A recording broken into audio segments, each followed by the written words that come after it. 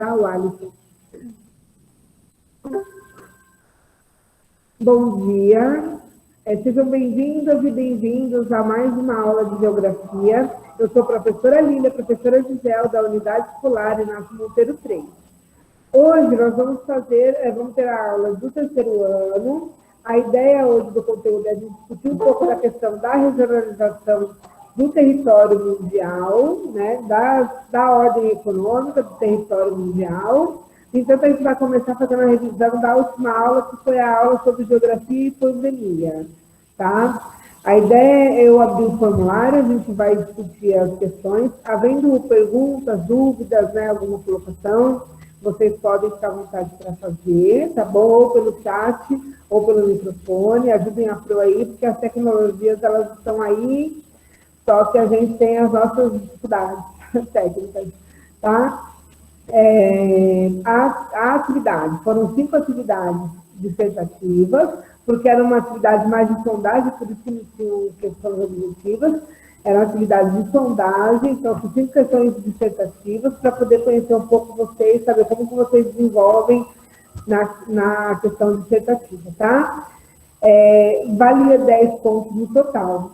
Nas atividades, nos formulários, eu não vou somar como nota, eu vou somar como pontuação, e dessa pontuação eu vou gerar nota de acordo com a participação de vocês na live, de acordo com a participação de vocês no formulário. Então, vamos tentar evitar de deixar de fazer, tá? Não deixem de fazer. O máximo que vocês conseguirem realizar as atividades, façam, participar das lives. Olha, professora, eu não consigo participar da live. A gente disponibiliza o vídeo, tanto no formulário, como no próprio YouTube.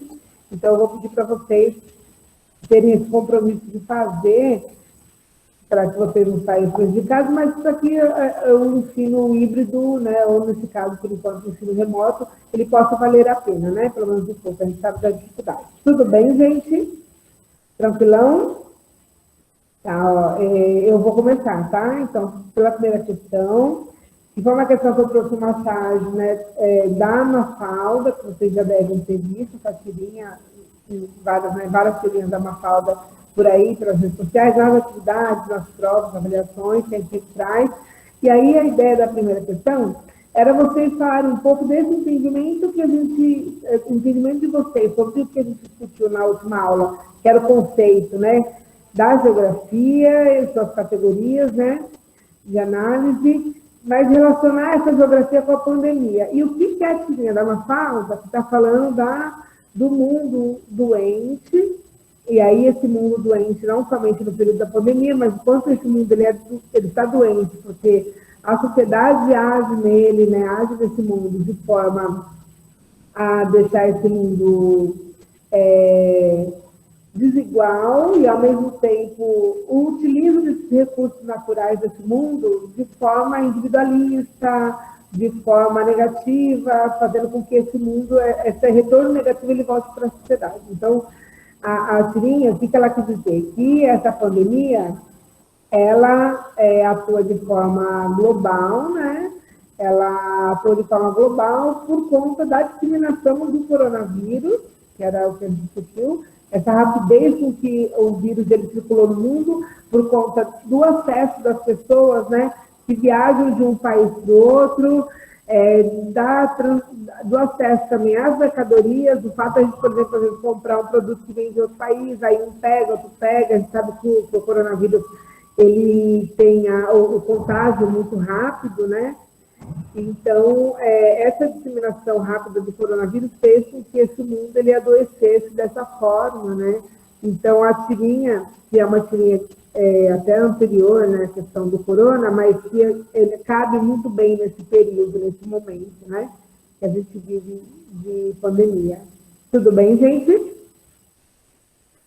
Nessa primeira questão, assim, a maioria da galera acertou, e inclusive eu queria parabenizar vocês, aqui, né, o terceiro ano, porque eu peguei, assim, umas respostas, no geral, da atividade muito maduras, né, que a gente sabe que existe o copia e cola de parte da galera, assim, né, porque a internet está aí e as pessoas acabam sendo mais fácil, né, Mas eu percebi, assim, que pelo menos uma boa parte de vocês, assim, realmente desenvolveram as atividades, né, a atividade, realmente se preocuparam em fazer, e aí é bom, né, principalmente vocês que estão no período de vestibular, né, não sei como está isso na cabecinha de vocês, mas eu queria, assim, falar do meu contentamento da atividade, tá?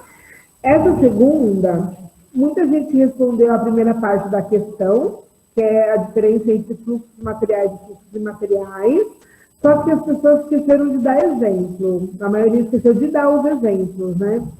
E precisava dar exemplo, porque o que eu pedi? Para vocês diferenciarem fluxo material de fluxo imaterial, mas falar o que seria esse fluxo, o que a gente pode chamar de fluxo material, que é a circulação de mercadoria, circulação de pessoa, de transporte público, né? As pessoas estão trabalhando, estão viajando, circulação de mercadoria, eu compro hoje um produto importado com muita facilidade, né?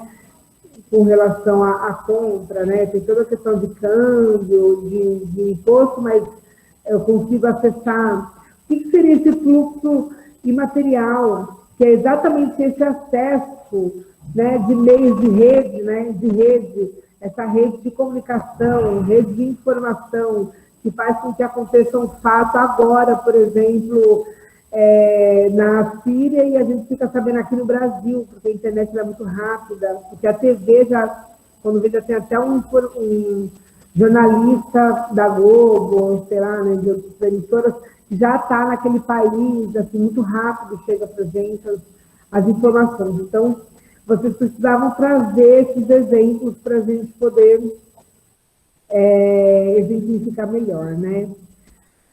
A 3, eu trouxe o gráfico, que é exatamente tudo aquilo que a gente trouxe, né? Com relação à mortalidade da população brasileira, o quanto que aumentou em período de um ano, né? E causou essa crise sanitária, essa tristeza, né, assim, nacional com relação às mortes, né?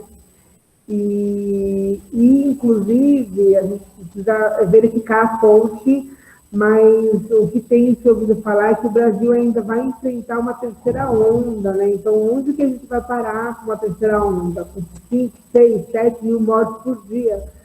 Então, é bem tenso. Mas o que eu queria que vocês colocassem aqui é o que vocês, como que vocês conseguirem entender, justificar, né, esse aumento dessas mortes da população brasileira, simples assim, né, por conta da questão do coronavírus, só que tem a disseminação do corona, mas tem uma falta de investimento na saúde pública, isso tapeia o SUS, né, que é o Sistema Único de Saúde, né, e que faz com que a população de baixa renda ela tenha menos acesso a essa saúde pública de qualidade, que não basta ter só a saúde pública, aqui a gente tem o SUS, mas precisa ser pública e de qualidade, né?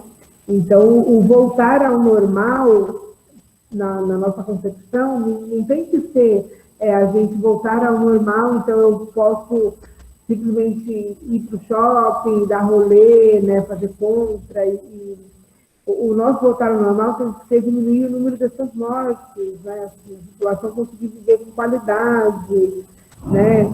É mais ou menos isso. Tudo bem? Vocês estão conseguindo me ouvir? Tranquilo? Sim, professora. Tá. Sim, professora. Eu falo que nem uma rajada, né? E aí, quando eu vejo, eu estou falando sem parar. Ó, a quarta é o que é desigualdade social, né? E assim, você já conhece esse termo já há muito tempo, né? Que é a questão da diferenciação entre classes sociais, né? Ricos e pobres, né? Que vai trazer outras questões também, né? Além da classe social, que é a questão do racismo, né? Por exemplo, né? O quanto que, por exemplo, num mercado de trabalho, né, a população preta ela vai ser mais desvalorizada, vai ganhar menos, se for mulher ainda, ganha menos ainda, né? Mulher preta então ganha menos ainda no mercado de trabalho. Então, assim, o que seria essa desigualdade social, né, que a gente vivencia na pele, né? Nós somos, né, periféricos, né, e na luta todo dia, né, pai e mãe de vocês vêm trabalhar, né, avós, quem de vocês vêm trabalhar no busão lotado, várias questões. E a última é vocês falarem sobre a questão da solidariedade que a gente discutiu, né? Como que essa população, né, está conseguindo superar um pouco a questão da fome, da miséria, com a solidariedade de classe, né? Com a solidariedade das pessoas. Teve gente que falou da questão do auxílio emergencial e tal, né? Dos médicos que foram atender pessoas nas casas, mas o que a gente falou era da solidariedade entre a própria classe trabalhadora. Sabe aquela vizinha que foi lá, conseguiu reunir uma galera para poder comprar juntar cesta básica, para poder dar para quem está desempregado? Sabe aquele irmão que citaram, né? O irmão que é lá da igreja, que foi lá e fizeram ações solidárias na igreja, conseguiram doar cesta básica, marmita, roupa, a ideia de solidariedade que a gente estava falando. Tranquilo, gente? Tranquilo, professora. Tá. Eu quero perguntar para vocês sobre aquele exercíciozinho que eu passei para vocês fazerem, perguntar para alguém que more, né, no bairro de vocês há pelo menos 20 anos, né, vocês perguntaram como que era o bairro antes, vocês chegaram a fazer?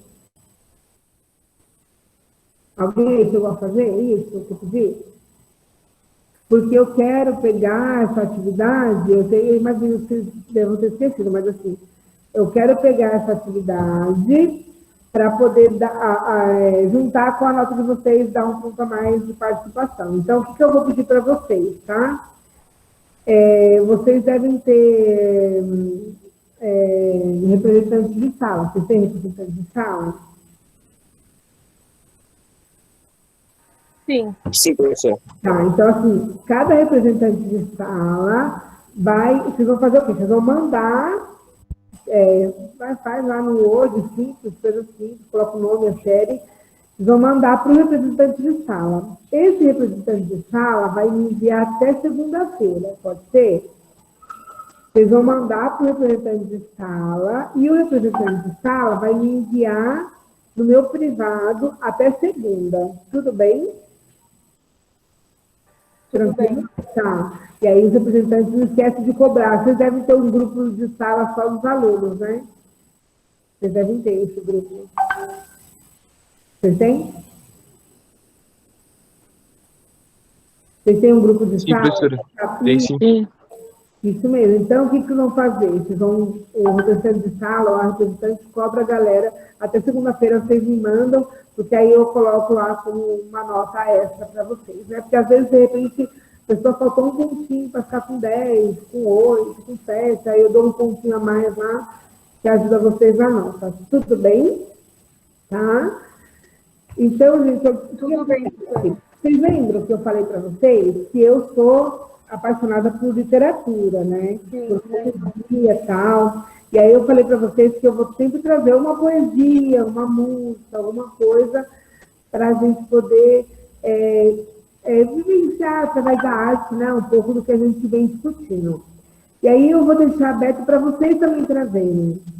Se alguém tiver alguma coisa que queira compartilhar, não precisa ser uma coisa que você escreveu. Pode ser alguma coisa que vocês pegarem na internet, algum livro. Alguém trouxe alguma coisa para compartilhar com a turma? Alguém lembrou? Vocês não lembram, né, gente? Vocês são que nem eu. Hoje eu decidi que eu vou usar, sabe aquela agenda do Google? Então, não, é assim, ó. A Jennifer está aí perto? Jennifer, você não entendeu com relação ao que é a atividade, o exercício que eu pedi para passar? É isso? Jennifer? Isso? Então é o seguinte, Jennifer, você vai fazer o quê? Eu pedi para a galera perguntar para alguém que mora no bairro que vocês moram, pode ser aqui, ou um do bairro da Tiradentes, ou um bairro do Guanás, de Itaquera, não sei onde vocês moram. Pergunte para alguém que more há pelo menos 20 anos, que a pessoa more de 20 anos para cima, naquele lugar. Como que era aquele bairro antes da pessoa, quando a pessoa chegou, e como que está esse bairro agora?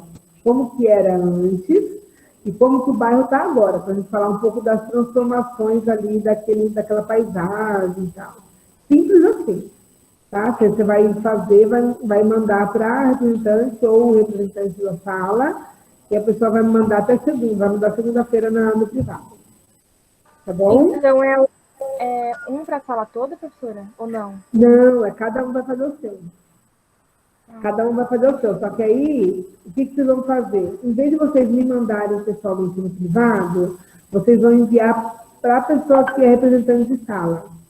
Que a pessoa me manda de uma vez só todos. Porque aí eu consigo organizar em pasta, senão eu vou ficar perdida. Se todo mundo começar a me mandar coisa no privado, eu vou ficar muito perdida.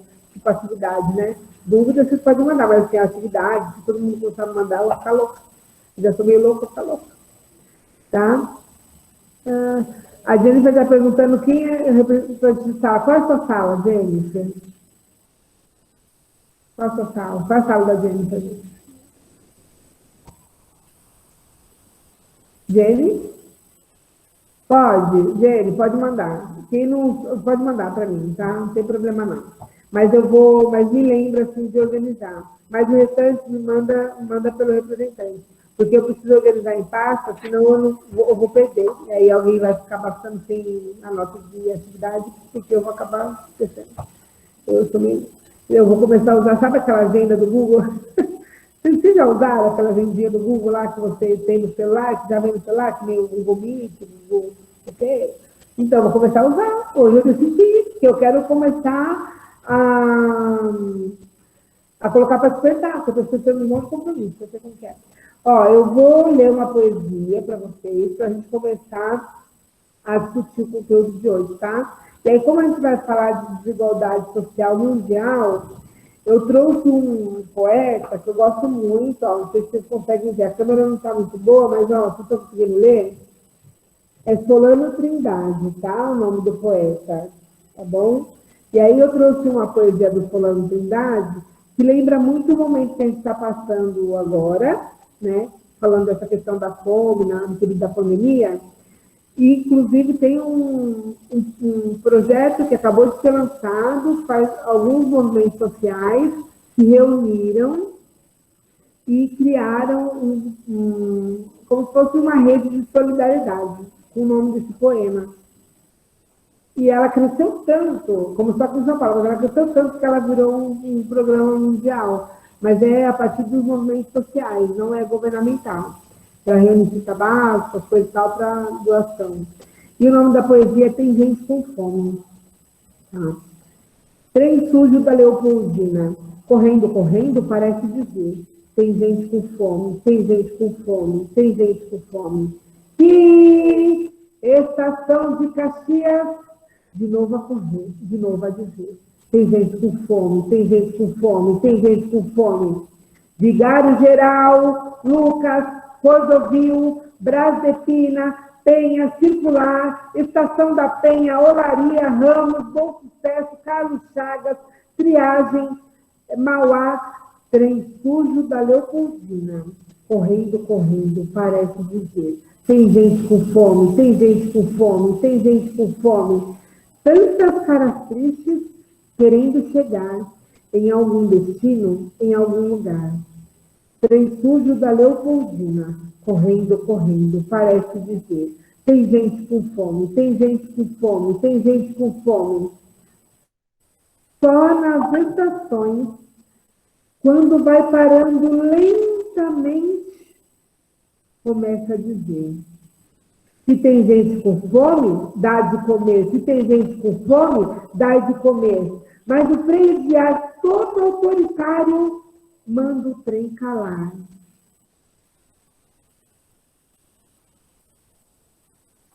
Solano Trindade. É muito significativo esse poema, assim, né? Para esse momento que a gente está vivendo de desespero, assim, social. E aí eu peço para vocês, de repente, conhecer um pouco mais da história dele, né? Pernambucano, Solano Trindade, que morou muito tempo aqui no Rio de Janeiro, depois ele veio para São Paulo, da cidade de Embu das Artes. A cidade de Embu das Artes ficou conhecida como a cidade dele, assim, né? A família dele vive lá até hoje, né? A filha dele faleceu são uns 2 anos, assim, com quase 100 anos, né, a Trindade, que é uma família muito artística, né, do teatro, né, teatro experimental do negro, tudo. Então, enfim, né, conheçam Solano Trindade. Tudo bem, gente? Gostaram da poesia? Eu gostei, Flá. Eu gostei, professora. É muito legal, né? Quando eu fui para o Rio de Janeiro, teve uma vez que eu fui para o Rio, uma das vezes que eu fui, né, para o Rio de Janeiro, eu andando de trem para ir para a praia, do lugar onde eu estava, a gente pegou o trem para poder ir para a praia, e eu levei tipo, um baita susto quando eu vi as estações que ele cita aqui, são o nome de algumas estações, são estações do trem lá mesmo, lá no Rio, né? E aí nossa, fiquei super emocionada, eu conheço essa poesia já há alguns anos, eu falei, Solano Trindade passou por aqui.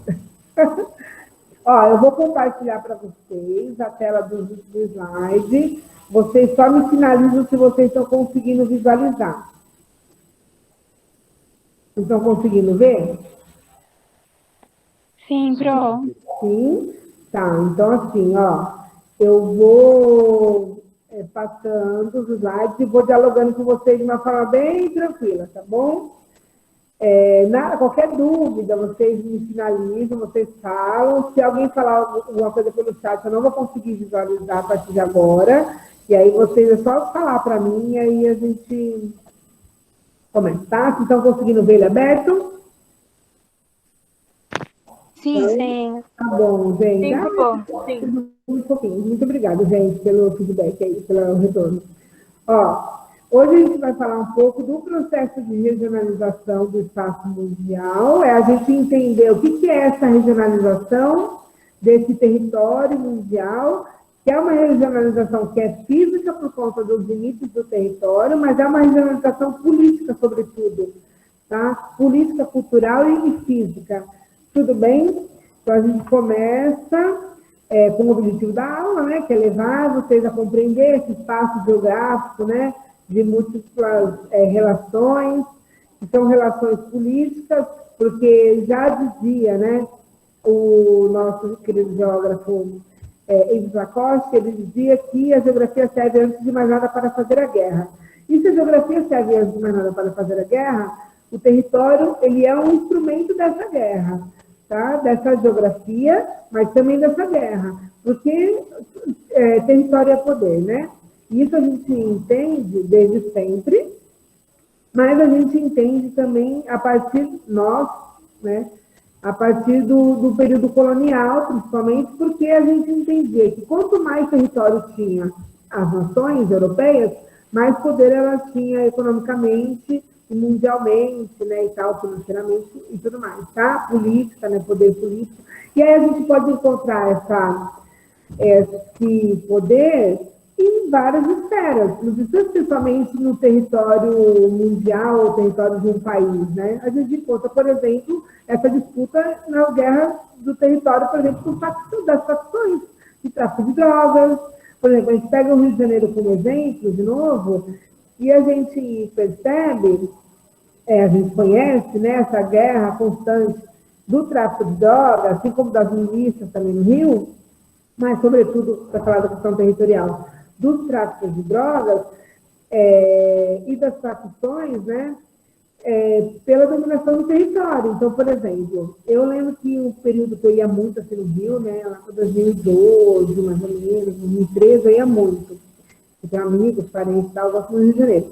E aí eu lembro até hoje que eu ia no morro, né, conhecido como Jorge Tuca, na Zona Norte, e eu lembro que aquele morro que era dominado pela facção X, que eu acho que era Comando Vermelho, ele tinha na frente dele outros 2 morros, um comandado pelo terceiro comando e outro pelos amigos, são facções rivais, então assim, e eles disputando aquele mesmo território, mas buscando territorialidade também das favelas. Então, a gente pode perceber isso em várias questões. A gente percebe, por exemplo, na territorialidade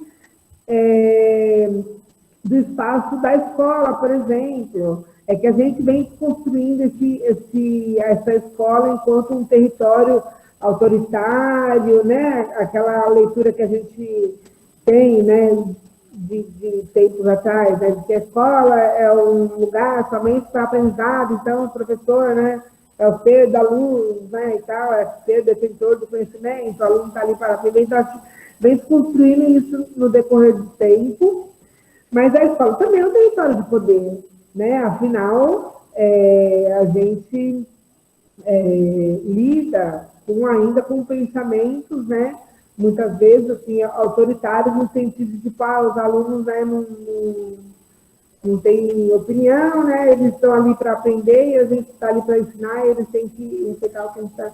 E aí a gente sabe que, na verdade, o conhecimento é uma troca. Então, assim, a gente pode territorializar vários espaços do nosso cotidiano. Mas hoje a gente vai falar um pouco dessa regionalização, tá? Que ela vai estar relacionada a essa divisão geográfica das pessoas, né, dentro da sua localidade, e que ela vai ter uma caracterização que vai aglutinar esses lugares. Então, assim, essa regionalização ela vai se dar por conta de das características físicas, por exemplo, de clima, muitas vezes de vegetação, né? Por exemplo, se a gente pensa em Europa e pensa em inverno, o que a gente lembra quando a gente pensa em Europa e inverno? O que a gente lembra? Rússia. É isso? Hã? Rússia? Entendi. Rússia? Rússia, mas assim, se a gente pensa em Europa, no contexto geral, e inverno, o que a gente lembra? Inverno na Europa, o que vem na nossa cabeça? Frio? Frio, neve, sabe assim? Então, a gente caracteriza essa região por conta das suas características físicas, mas também políticas, né, econômicas, políticas e sociais. Então, a gente vai pensar essa regionalização mundial de acordo com os interesses políticos e sociais de determinada parcela, né, de determinados países, de determinados grupos sociais. Tudo bem, gente, até aí? Esse mapinha que tem aqui, eu gosto muito dele, que ele é um mapinha inverso, né, ele está invertido, né, então assim, a gente pega, por exemplo, aqui esse mapa aqui, a gente pega, por exemplo, o mapa aqui do Brasil, né, o mapa da América também, o próprio mapa, tem outros também que são invertidos, né, o próprio mapa mundo e tal, que é bem interessante, porque assim, na verdade está ao contrário, porque a gente sabe que esse pedacinho aqui da América, né, da América do Sul aqui, ele é para baixo, né, o Polo Sul, e o Polo Norte ele fica para cima, como uma representação desse poder. Por isso que os mapas eles são desenhados dessa forma, por conta da representação do poder político e econômico que tem o hemisfério norte. A gente vai falar um pouco disso. Porque, na verdade, assim, primeiro, o globo terrestre, né, a Terra, por ser uma esfera, né, redonda, tal, ela não tem lado, não tem em cima e embaixo, né? E aí, se a gente vê, por exemplo, imagens de satélite, você não consegue identificar ali qual é o lado de cima, qual é o lado de baixo. Não existe isso. A gente faz essa representação nos mapas, mas essa representação nos mapas da cartografia, ela é também de acordo com esses interesses também políticos. Né? Então, assim, o que vai ficar em cima? Aí, às vezes, um país que está representado de uma forma enorme lá em cima, às vezes nem é tão grande, né? Fisicamente, às vezes é até menor que os países do sul, mas por ser um país do norte, a representação dele vai ser mais significativa. Então, a cartografia também é um instrumento desse poder, porque a geografia, como todas as outras ciências, ela começa a ser estudada pelos poderosos, né? Quem tinha acesso às universidades, aos instrumentos de pesquisa, né? A classe dominante. E quem utilizava da geografia? Vocês sabem quem que começa a utilizar da geografia? Quem que começou a utilizar da geografia para pensar em estudar território? Quem começa a utilizar? Vocês conseguem pensar? Vamos pensar lá atrás, século XIV, XV, século XVI. Quem que utilizava dessa busca por território? Quem que se utilizava disso? Guilherme Nanes falou a política. Oi?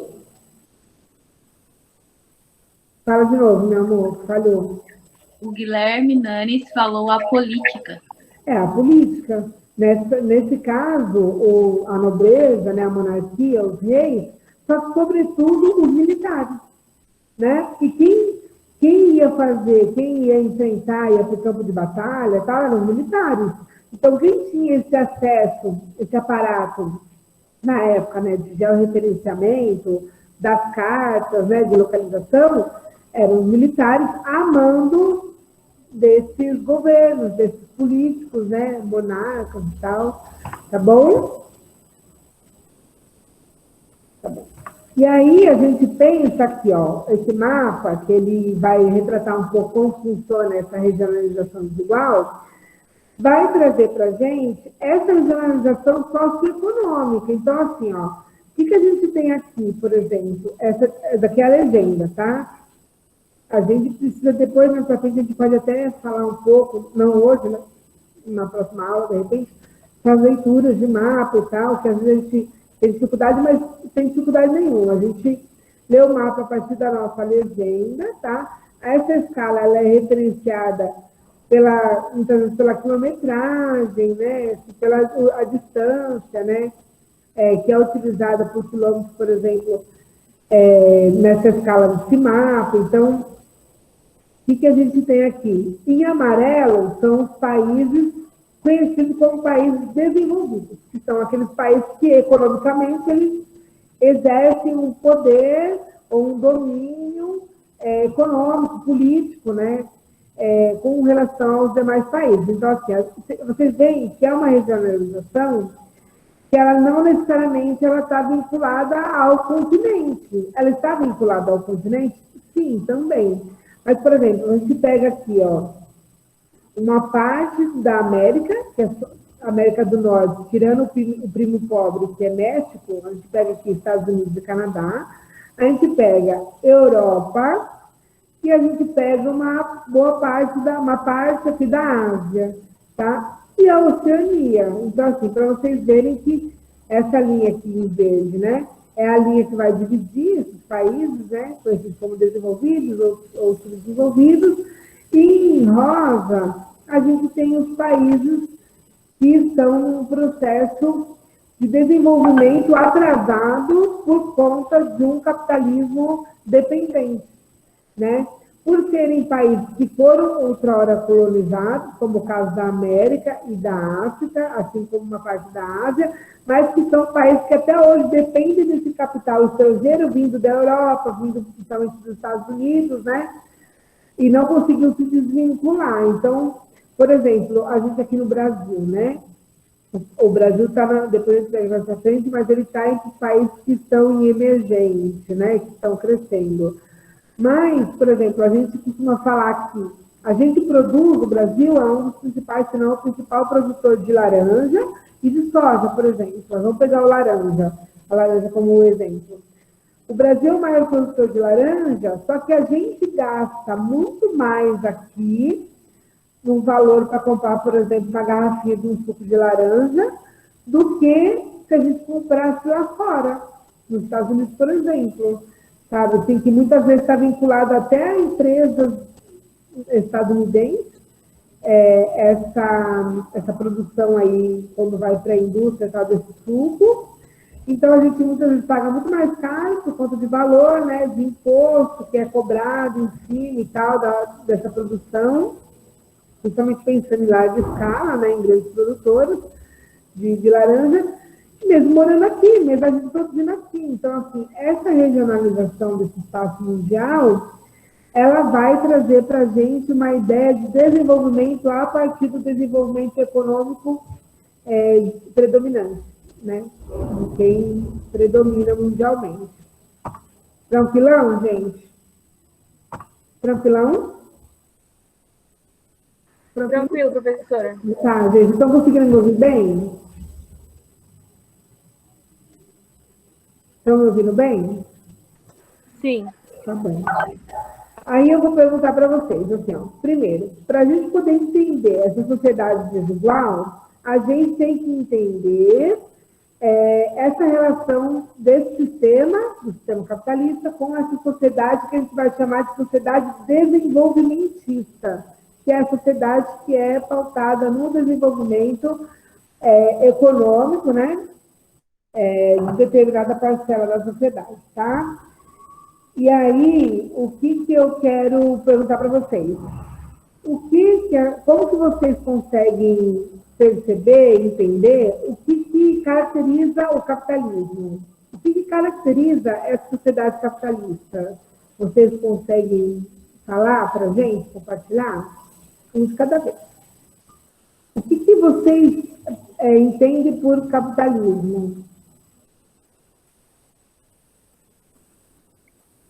O Guilherme Nanes falou a necessidade de consumo.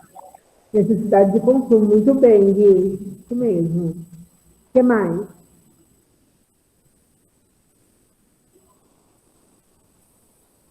Quem mais?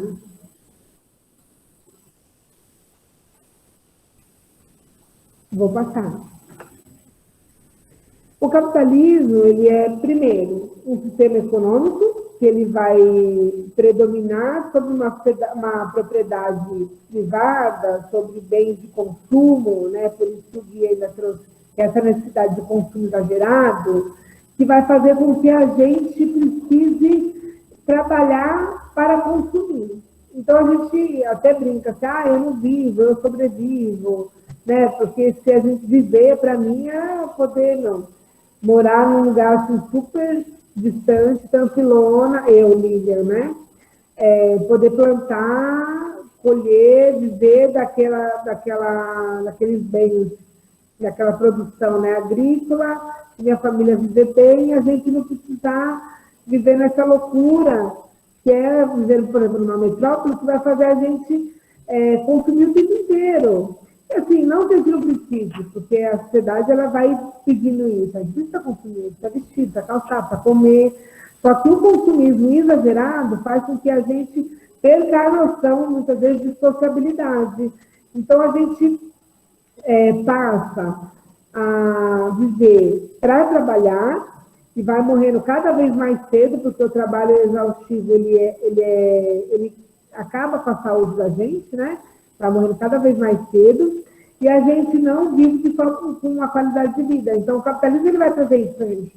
Essa noção de que a gente precisa consumir o tempo inteiro, só que, sobretudo, de que a gente precisa trabalhar. E aí, para a gente trabalhar, como a gente não ganha o suficiente, alguém vai enriquecer em cima do que a gente trabalha. Então, o Karl Marx, por exemplo, junto com o Engels e tal, né? Mas pensando no Karl Marx, que foi quem escreveu o livro Capital, o que ele traz, né, sobre essa noção do que é esse capital? Que é esse dinheiro, né, dessa sociedade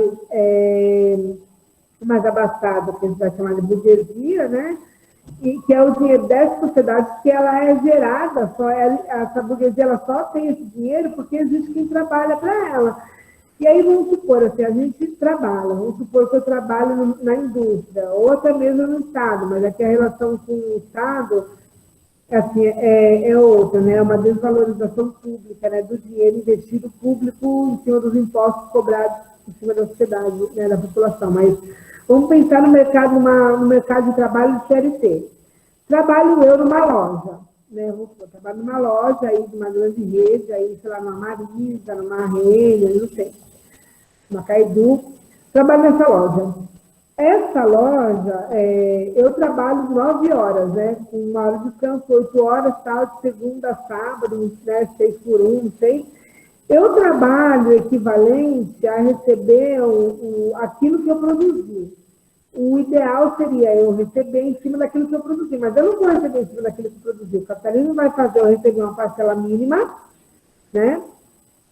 Para que o restante vá para esse dono dessa lógica, ele vai reverter uma parte em mercadorias novas, tal, não sei o quê, mas a maior parte fica para ele. Quem vai receber esse lucro por essas vendas, que foram super, muito grandes, sabe? Assim.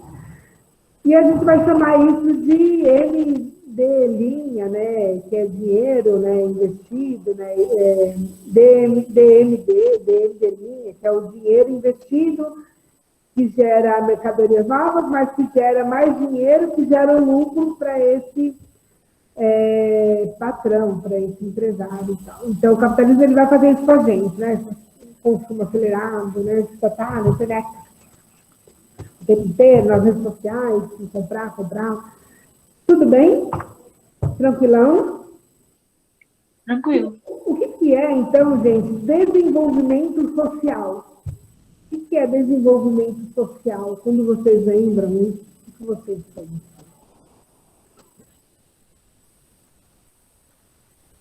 O que vocês pensam sobre desenvolvimento social? Pode falar, parabéns.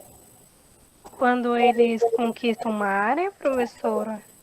Quando eles conquistam uma área, mas aí o que acontece? O que essa área tem que acontecer com essa área para a gente chamar isso de desenvolvimento social? Ou de desenvolvimento? O que tem que acontecer com essa área? Ela evolui? Ela evolui, ela vai se desenvolver, né? Desenvolvimento, ela vai desenvolver, ela vai crescer. Ela evolui? Isso mesmo, ela evolui. Ela vai crescendo economicamente, politicamente, né? Mas vamos pensar num âmbito, isso daí é o ideal, né? Que todas as nações, todas as populações tivessem o desenvolvimento social da mesma forma. Só que essa sociedade desenvolvimentista, que a gente vai chamar, ela é pautada em cima de do desenvolvimento desigual. Então, o que a gente tem que entender? Que a sociedade ela não vai evoluir e crescer da mesma forma. E aí a gente pode falar tanto no âmbito local, né? Às vezes a gente pega aqui mesmo a Tiradentes. A Tiradentes é um distrito que tem quase 20 ocupações, quase 20 favelas, né? Então, se a gente pega, de repente, alguém que tem um cargo, sei lá, que é um pouco melhor, né, recebe um cargo um pouco melhor, com uma pessoa, por exemplo, que está desempregada, que mora numa ocupação, que filhos, que tem que pedir comida na rua, o desenvolvimento social dessas pessoas é o mesmo? É o mesmo desenvolvimento social? O que vocês acham? Professora, pode repetir a pergunta, por favor?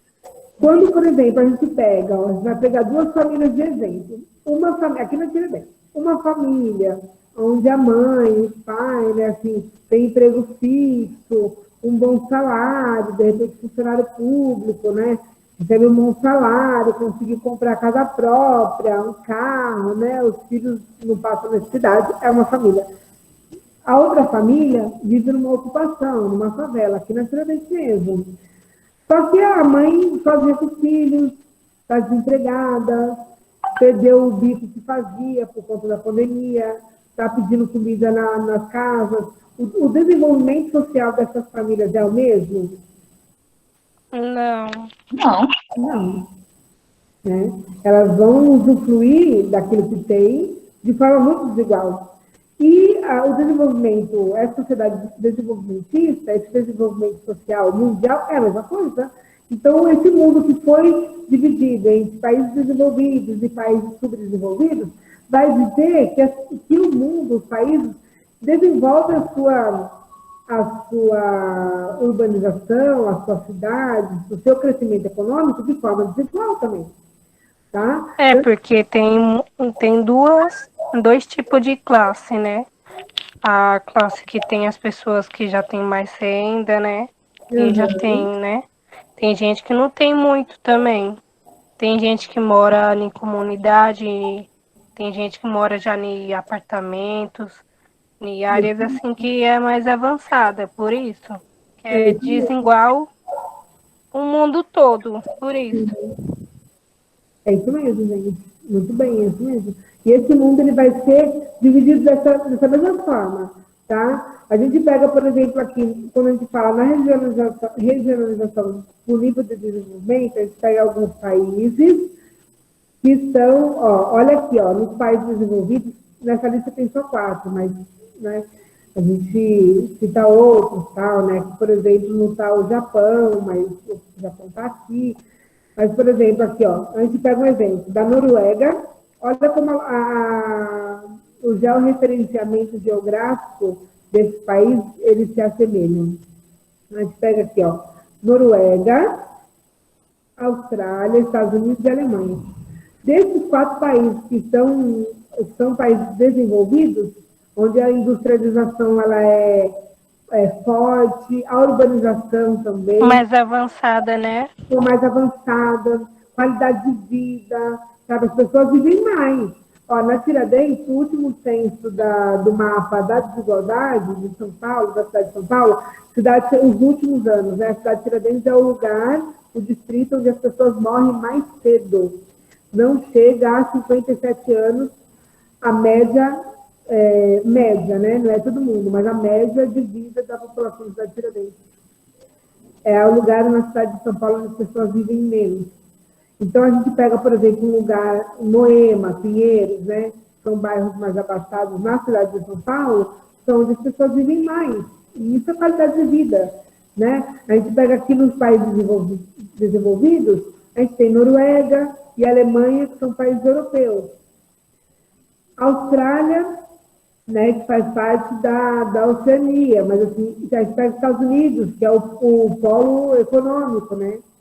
O centro econômico, tá, do mundo, mas por conta do seu processo colonial, que veio da Inglaterra, que também já foi polo econômico, centro econômico. Então, a gente tem aqui, é lógico que dentro desse país, principalmente nos Estados Unidos, os outros menos, né, mas dentro dos Estados Unidos, existe uma desigualdade interna também. Os Estados Unidos está aqui entre os desenvolvidos, mas essa globalização, essa mundialização desse capitalismo, ela não chega da mesma forma para a população dos Estados Unidos. Tanto que nos Estados Unidos só não morreu tanta gente nessa pandemia quanto no Brasil, mas morreu um monte de gente também. Porque lá não tem, por exemplo, serviço público de saúde. E tem muita gente morando na rua, tem muita gente pobre, né? Tal, nas quebradas, nos guetos, né? Então, para a gente ver como é desigual, inclusive, internamente. O Brasil está entre os países que são emergentes, que são os países que estão crescendo economicamente, só que esse crescimento a gente não vê. A gente, classe trabalhadora, que eles se ralam, tal, a gente não vê esse crescimento. Porque na minha vida não mudou nada, mas pelo contrário, eu só acumulo dívidas. Daí o período da pandemia veio para mostrar para a gente que a população está ficando cada vez mais miserável aqui no Brasil. Né? Então, esse país que está crescendo economicamente não nos corresponde, nós não estamos vendo, porque essa divisão ela é desigual desse recurso, né? Aí a gente tem Rússia, Índia, China aqui nos países emergentes. Nessa lista dos subdesenvolvidos, olha, gente, a lista dos 4 que estão aqui, que eu tinha 4 nessa lista, mas é uma lista enorme. Só o Haiti pertence à América, porque o Haiti fica na América Central, mesmo assim é um país preto, né? Um país de população preta, né? Por conta da colonização e da escravização. Mas os outros países estão todos na África, né? E não é à toa. Vocês entendem? Não é à toa. Não é à toa que os países africanos, por exemplo, ainda tem outros que estão em situação ainda pior, que é tipo Serra Leoa, né? Que, se não me engano, não sei se agora como que está, mas nos últimos censos, né? Estava com o pior IDH do mundo, né? Não sei como que está agora, tá? Então, o que a gente tem que entender? Não, só corrigir aqui. O Timor, ele fica na Ásia, tá? Mas Madagascar e Samoa, né? Fica na África, o Timor na Ásia, não a Ásia Oriental, mas no Oriente Médio, e o Haiti na América Central. Mas os países, eles se assemelham pela sua regionalização. Quer ver? Vou pegar o mapa aqui. Pela sua localidade. Então, assim, a gente pega aqui, ó, países africanos, ó, todos os países africanos estão nesse processo. Tirando a África do Sul, que está acredito que o Egito, talvez ele também, que estão ali entre os emergentes, no geral, praticamente todos estão no processo de subdesenvolvimento, porque o desenvolvimento ele é desigual. E aqui, assim como o Oriente Médio e uma parte aqui do Oriente Oriental mesmo, né, assim, tal, que a gente conhece, tá? E aqui do México, passando por todos os países da América Central e todos os países da América do Sul, tirando o Brasil, que está nesse processo de país emergente, mas que a gente não vê, né? Então, é aqui que está, essa tirinha está mostrando exatamente o que é essa figura. Desse desenvolvimento que ele é desigual, ele é mecânico, e ele não traz para a gente o processo de urbanização da mesma forma, tá? Por exemplo, aqui, ó, tem esse livro que eu trouxe para compartilhar com vocês, desse geógrafo que eu gosto muito, que é o Milton Santos, né? Geógrafo brasileiro, que ele fala sobre a questão da urbanização, né? Bastante, dessa questão das desigualdades mundiais, né? E aí esse livro... Professora, Oi, meu amor. Oi, eu também tô vendo aqui na imagem, ó, tem um carrinho com negócio de fruta, né? Uhum. Tem os prédios, tem gente tirando as casas, né? Para fazer os prédios, né? Pra gente que tem mais renda para poder ir, né? É isso mesmo. É a questão da especulação. E tem as casinhas só pequenininha aqui na frente, vai né? tirando, inclusive aqui, ó, tá vendo? Ó, tá tirando a parte da vegetação para urbanizar essa região. Então, Tem muita gente que destrói a natureza para construir prédios, casas, né? E isso é um problema para o mundo também, né? Porque que a plantação, as árvores, dá um ar diferente, não é isso? Isso mesmo, isso mesmo. A gente necessita da vegetação. O que a gente consegue entender aqui é esse processo de urbanização acelerado, que ele veio, né, chegou após a Revolução Industrial, aqui no Brasil um pouco depois, né? Esse processo de urbanização mais acelerado no Brasil, ele veio lá para a metade do século XX, quando na Europa já tinha acontecido a Revolução Industrial no século XVIII, aqui a gente foi sentir mais na metade do século XX, quando houve também a questão do êxodo rural, que é essa saída dos nordestinos para as regiões sudeste, para a região sudeste, principalmente São Paulo, e essa aceleração industrial, né, essa aceleração urbana que vai tirando, exatamente o que está trazendo na figurinha aqui, vai tirando essa vegetação, vai tirando essa parte rural e vai trazendo a especulação imobiliária, que é os prédios. Hoje a gente vê, por exemplo, aqui a Tiradentes ainda tem um pouco de vegetação por conta dos parques, né? Mas se a gente circula pelo bairro, a gente vai ver que tudo quanto é espaçozinho que tem, vai construir o prédio. Daqui a pouco, nossa, agora já está construindo outro prédio, nossa, agora... E aí está chegando também nas periferias. A gente ficava mais na região central e nos bairros ali mais do centro expandido. E aí vai se tirando, comprando casas, como ali na Avenida dos Metalúrgicos, ali na Tiradentes, para construir comércio, para trazer uma urbanização que ela vai favorecer somente as grandes empreiteiras, os grandes empresários, né? E tudo mais. Muito bem, é isso mesmo, boa observação, tá? Porque eu vou falando sem parar, você acaba deixando algumas coisas.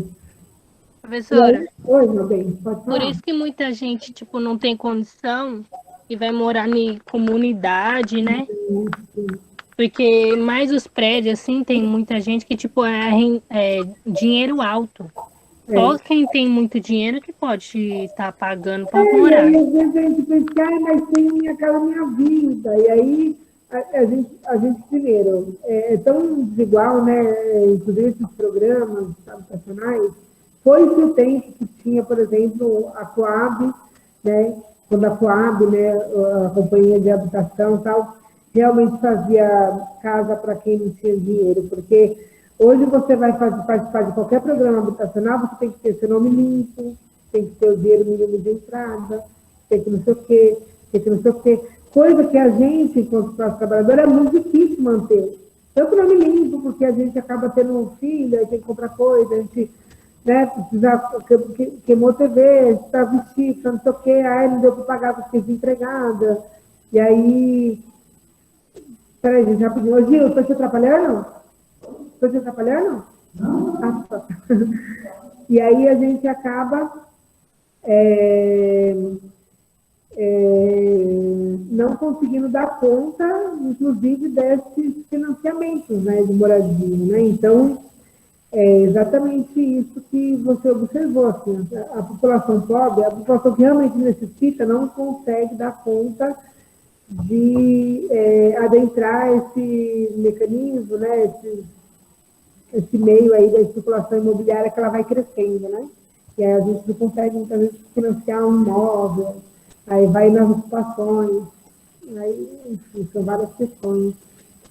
Tudo bem? Quer trazer mais alguma dúvida ou mais alguma observação? Deixa eu só ler para vocês um trechinho desse livro, que é A Urbanização Desigual, tá? Do Milton Santos, que ele diz assim, tá? Falando exatamente dessa urbanização.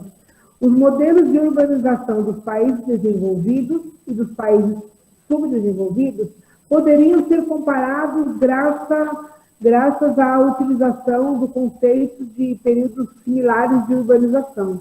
Ou seja, uma fase de urbanização a qual um país desenvolvido é urbanizado chegou lá atrás, que é aquilo que eu falei, lá quando estava passando pela Revolução Industrial, a Europa já estava acelerando o seu processo de desenvolvimento, né, lá atrás, que coincide com a fase a qual os países desenvolvidos estão passando agora. Então, por exemplo, inclusive agora, porque, por exemplo, tem muitos lugares aqui no Brasil, tem muita gente aqui no Brasil que não tem saneamento básico, não tem água encanada, não tem esgoto, sabe, assim, mora no berço, né, na beirada do Rio Tietê, né, nas casas de palafita, né, nas ocupações.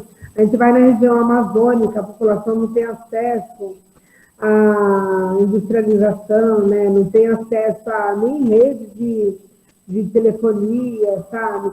Hospital, tem que viajar nos barcos para poder conseguir atendimento médico, poder ir para a escola andando, então, muitos quilômetros, então é bem desigual. Tudo bem até aí, gente? Estou falando muito correndo, como que tá para vocês? Tudo bem. Tá bom, qualquer dúvida vocês vão me chamando, tá? E aí a gente vai entender esses conflitos mundial, né? Esses conflitos de forma mundial, a partir dessa divisão regional, após a Guerra Fria, após o fim da União Soviética, principalmente, entre Norte e Sul. Então, a gente vai pegar esses países do Norte, que é aquele mapa que a gente viu lá atrás, esses países que estão ao norte, né, do nosso polo, que é caracterizado pelo PIB, né, que é o Produto Interno Bruto, tem melhores condições de vida, saúde mais de qualidade, né, melhores na educação, né, os níveis, né, educacional são melhores, né, são boas condições econômicas, inclusive para a população, né, não se restringe somente no governamental ou uma determinada parcela da sociedade. Então, a gente vai pegar esses países e consegue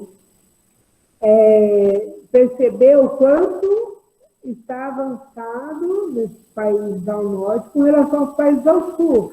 São países que têm maiores taxas de nível de pobreza, questão econômica, ela é super precária, porque a gente arrecada-se, como aqui no Brasil, né? Arrecada-se muito imposto em cima da população, só que não investe para essa população, e aí tem várias questões, né? Com corrupção, com muita coisa, mas que vai fazer com que esses países eles não desenvolvam sua economia e a sua qualidade de vida da mesma forma que os países que estão no norte. Tá? E isso vai gerando conflitos, né, a nível mundial, né, que ultrapassam muitas vezes a questão somente da classe, né, trabalhadora, entre as trabalhadoras e burguesia local, né. Mas aí eu trouxe algumas imagens para vocês verem como que, se a gente pensar, porque assim, uma coisa é a gente pensar essa regionalização mundial, de forma global, outra coisa é a gente vivenciar essa desigualdade local que vai fazer com que a gente entenda melhor. Vocês conseguem entender? Uma coisa é a gente entender que existe uma desigualdade com relação aos países europeus e africanos, a gente entende isso, mas se a gente trazer para o âmbito local, a gente entende que esse desenvolvimento ele é desigual também, por conta desse modelo econômico, né, que está globalizado, mas que não vai desenvolver essa economia, esse poder, da mesma forma para todos os países, tá? Para todas as pessoas desse país. Então, a gente pega aqui, por exemplo, na Índia, né? Tem um livro de um geógrafo também, chamado Mike Davis, que é O Planeta Favela, que ele retrata, é um livro bem bacaninha também, para quem gosta de ler assim, algumas coisas assim, a gente pode dar algumas indicações de leitura. Esse Planeta Favela é bem fácil de ler, é bem tenso também, é bem triste, mas é bem fácil de ler. E ele traz dados de várias favelas do mundo, né, vários países, e trazendo a situação como que se encontra a população. Tem, inclusive, do Brasil, tal. Ele é dos Estados Unidos, eu acho que é Estados Unidos, mas eu não lembro. Mas ele traz favelas na China, favelas na Índia, né, favelas no Brasil, tudo, né, favelas... Professora, então, esse negocinho azul aqui na tela da imagem da Índia é favela? Isso mesmo. Ó, e esse negócio verde do lado? Aqui, provavelmente, aqui é uma foto aérea, mas provavelmente são condomínios, né? É um condomínio que deve ser aqui. E aí aqui provavelmente deve ser prédios, né? Alguma coisa assim. E aqui é a parte vegetal, né? Da vegetação. Parece que tem um muro dividindo, né, professora? Exatamente, E aí a gente encontra isso, inclusive aqui, ó. Tá vendo aqui? Aqui é no Brasil. Vocês sabem que favela que é essa daqui? Essa foto é super conhecida. Sabe que favela que é essa? Senhora, eu sei que é no Rio de Janeiro, hein? Não. Paraisópolis. Não é no Rio de Janeiro, não? Não, essa daqui é aqui em São Paulo. Caralho. Então, vacilei. E aqui é o Morumbi. Olha aqui, ó. Esse muro aqui, ele existe. Sabia que existe? Ó, teve uma vez que eu fui no Morumbi, eu fui acho que 2 vezes só no Morumbi na minha vida, para fazer, na época que eu cantava rap. Teve uma época que eu me arriscava cantando rap, né, gente? Hoje eu não posso mais ter cantando desse, mas a gente foi gravar lá no estúdio e tal, por conta de um projeto que tinha, e o estúdio do cara no Morumbi. Nunca tinha ido assim, nunca tinha passado perto dessas casas aqui. E eu vi a entrada da Paraisópolis, e eu fiquei chocada, porque esse muro realmente existe para separar a favela da burguesia aqui. E, inclusive, a entrada assim, na favela era um negócio, parecia que estava entrando assim, num buraco, era uma coisa assim, o negócio é tenebroso, sabe? Assim, de a gente sentir o quanto essa desigualdade, ela é latente, né? E ela dói na gente, né? Você fala, caramba, sabe? Assim, tipo, ao ponto da gente ir num condomínio, né? De classe média, como já aconteceu comigo, e o morador, tipo, eu fui pedir informação, o morador me mandou pelo elevador de serviço, porque ele achava que eu tinha casa de empregada da casa, não de amiga de algum dono, né? De algum apartamento, que eu fui na casa de um amigo. Então, assim, é muito latente, né? E aí eu trouxe alguns exemplos, ó, onde isso é muito, no Rio tem muito isso também, tá? Que nem falaram, né, no Rio de Janeiro. Tem muito isso. A mesma desigualdade se encontra dentro do mesmo território. Então, você pega, assim, de um lado, Copacabana, aqueles prédios, tá? Aquele, né, Copacabana Palace, aí do outro lado, Morro Dois Irmãos. Aí do outro lado, ali, no Botafogo, que é um bairro de classe média alta também. Aí do outro lado, ali, a favela. Então, tem bastante isso. E aqui é uma favela no México, tá? Que aí você pega aqui do lado mesmo, encostada mesmo, aqui, ó, com um condomínio, né, de classe média, né, a ocupação, né, parece até que tipo, foi feita como se estivesse construindo e depois já pronto, né, parece que talvez a mesma construção, mas não é, tipo, do lado da favela, do outro lado, aqui na Tanzânia, né, também mostrando, né, a ocupação aqui da favela, aqui os bairros mais abastados. Então, essa desigualdade social, para a gente entender essa desigualdade mundial, a gente precisa regionalizar e trazer essa desigualdade para o nosso contexto local, para a gente conseguir visualizar e se encontrar dentro dela. Porque o que a gente precisa entender? Uma coisa é a gente falar, né, ou visualizar. Vou falar de geografia, professora, mas eu não entendo muito sobre mapa. A questão do mapa não é você olhar e tentar decifrar o que ele está falando. A questão é você se localizar dentro dele ou localizar aquela situação. Você precisa compreender o que está dizendo, senão a gente não consegue entender.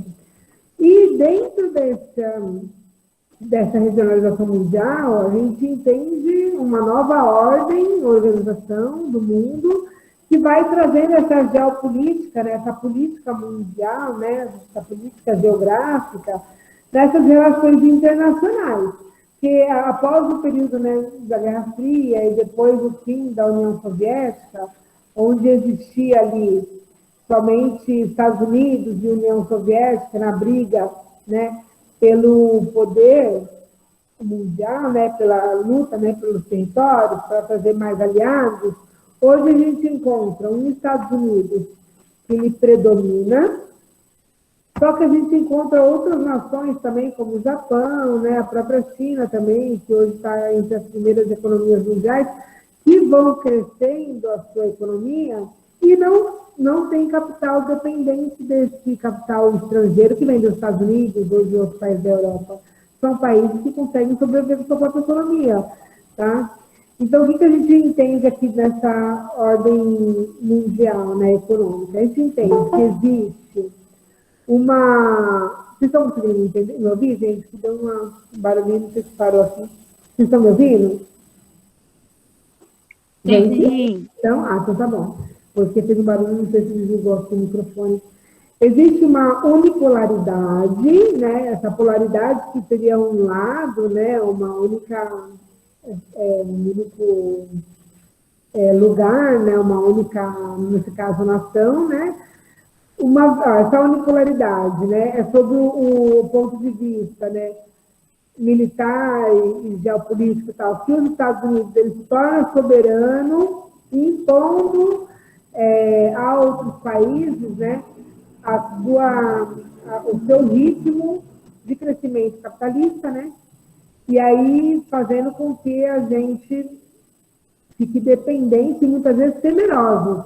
É só a gente ver, por exemplo, que foi possível fazer governos anteriores, né, dos Estados Unidos, como o governo do Bush, o governo do Trump, que por exemplo, enfrentaram, né, os países, né, do Oriente Médio, e depois, que o Trump construiu um muro ali que dividia os Estados Unidos com o México, impedindo a população mexicana de passar por ali, e, entre outras coisas, como proibir de visitar determinada população e visitar o país. Então, assim, são formas de enfrentar, dos Estados Unidos, de enfrentar essa organização regional, como se colocando como um único e soberano, né, diante dos outros países.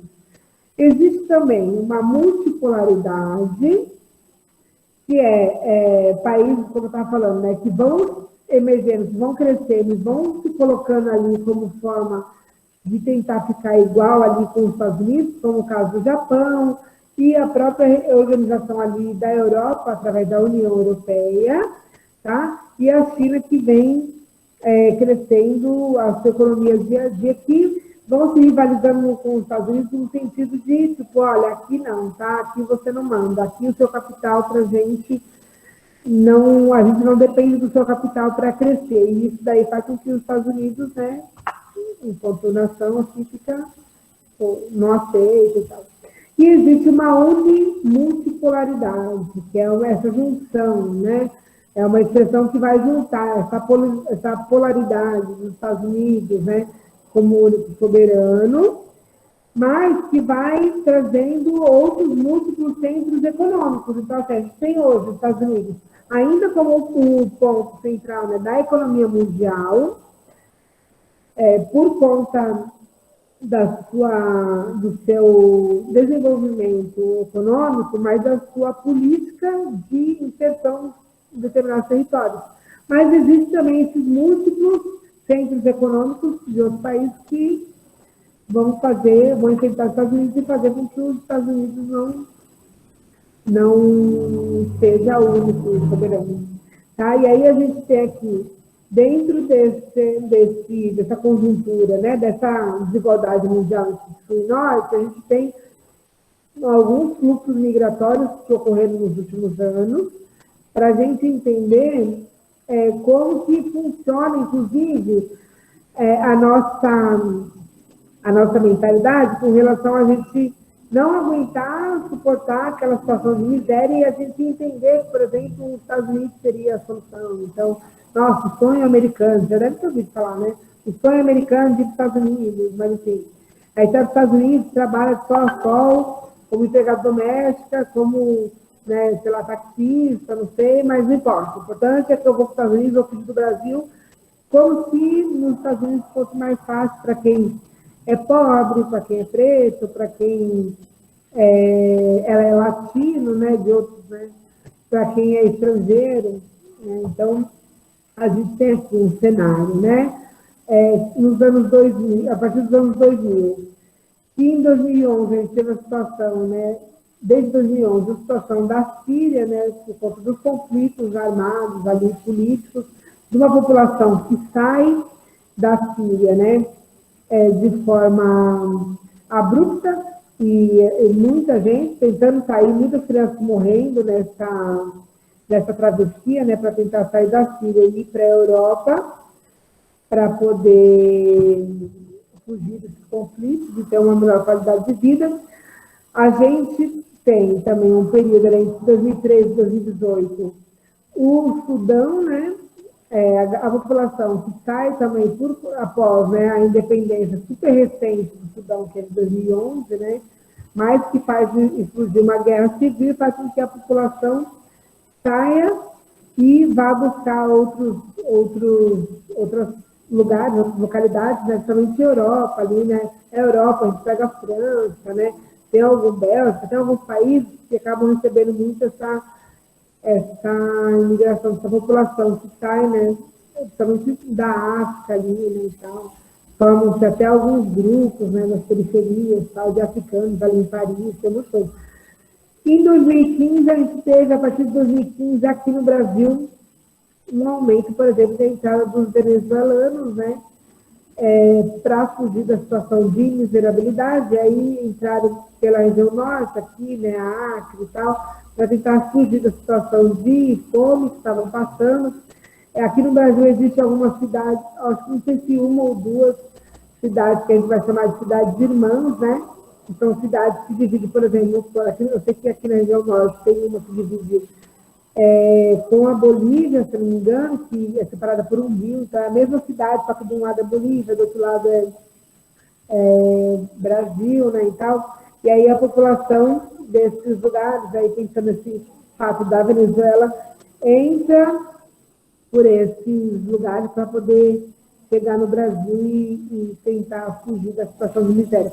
Não que chegando aqui vai ser, nossa, uau, assim, vão sobreviver, mas vão ter talvez uma condição mais favorável de conseguir sonhar, né? Eu acho que é um pouco isso que traz essa fuga da galera desses lugares, né, de origem, é muito essa coisa de conseguir sonhar. Mas existem outras questões, a questão da Venezuela, que a gente pode depois citar, né? Tem muita má informação e informação errada que a gente vê pela mídia e tal, mas a gente pode pensar em outro dia. E aí, para eu ir finalizando, porque já está no final, se não me engano, a gente tem a ONU, né, que é a Organização das Nações Unidas, que é a junção, né, dos líderes, né, mundiais que vão se organizar para tentar combater, tentar trazer aí, manter, né, a paz, a segurança, né, e a cooperação entre os países. Mas a gente sabe que, na prática, a ONU ela acaba esbarrando em decisões políticas, principalmente dos Estados Unidos, né, que acaba tendo muitas vezes maior peso, né, em voto e tal, e acaba não conseguindo, a ONU acaba não conseguindo barrar algumas atrocidades que ocorrem aí em fator mundial, principalmente causadas pelos Estados Unidos, né. Mas, deixa eu ver, se tem mais alguma coisa. Não, e aí, assim, para a gente fechar, Aqui estão as referências, depois eu vou mandar para vocês esse material ainda hoje, para vocês poderem, se quiser entrar, tá, pesquisar um pouco mais, tá? E aí, para a gente finalizar, e aí eu quero primeiro abrir para vocês, saber se vocês têm alguma dúvida. Eu sei que tiraram dúvida no decorrer da apresentação, mas se vocês têm alguma dúvida para poder tirar, né? E falar para vocês isso, que a gente precisa, que a gente não pode esquecer. Para a gente poder conseguir entender, né, uma conjuntura ampla, como uma regionalização mundial, a gente precisa se colocar num lugar, num determinado lugar. Então, a gente precisa entender como funciona isso no âmbito local. E aí, o ruim é que a gente não está presencial, porque se tivesse presencial, dava até para fazer uma dinâmica, né, para a gente simular aí uma reunião aí da ONU e tal, para a gente pensar essas decisões, como que ela funciona na prática. Tem uns joguinhos bem legais, mas não vai dar para a gente fazer, infelizmente. Mas é para a gente entender que a gente precisa se colocar nesse lugar para poder conseguir compreender como que essa conjuntura ela funciona, de forma a fragilizar as relações, inclusive sociais, né? A desigualdade econômica, ela recai sobre as desigualdades também sociais e culturais, né? Então, a gente pega muitos casos, né, de xenofobia, né, que essa questão das imigrações, né, a galera não consegue entender que a pessoa está fugindo do lugar de origem, porque a situação lá está insustentável, e que os países eles tinham que estar preparados para poder acolher, né, mas dar subsídio para as pessoas também sobreviverem. E aí são várias questões para a gente debater, mas aí a gente pode, de repente, pensar uma aula, um tema transversal. Eu acho que poderia, de repente, como vocês estão no terceiro ano, a gente poderia, eu vou deixar para vocês decidirem, aí é uma outra tarefinha para vocês fazerem. Não tarefa, mas assim, eu quero que vocês, vamos pensar, de repente, um tema transversal por bimestre. O que vocês acham? Um tema que, sim, que esteja no currículo, mas não seja necessariamente do currículo de vocês. De repente, assim, ó, cada sala, são 3 salas, cada uma escolhe um tema, depois a gente volta para ver qual tema que a gente vai trabalhar naquele bimestre. Vamos discutir o racismo, vamos discutir, sei lá, o racismo no futebol, vamos discutir feminicídio, vamos discutir, pode ser? O que vocês acham? Topam? Gostei, professora. Vocês topam? Tá. Então, eu vou pedir também para os representantes de sala fazer isso, tá? Escolher, vocês votam entre vocês qual o tema transversal. Por quê? Porque ele é um tema que ele vai media entre várias disciplinas, né? Cada sala vai escolher um tema e depois a gente junta esses 3 temas e vocês votam qual que vai ser o tema que vocês querem trabalhar nesse segundo bimestre. E aí a gente tira uma dessas aulas, aí eu trabalho esse tema com vocês. Tá bom? Mas eu vou lembrar vocês. Tá bom.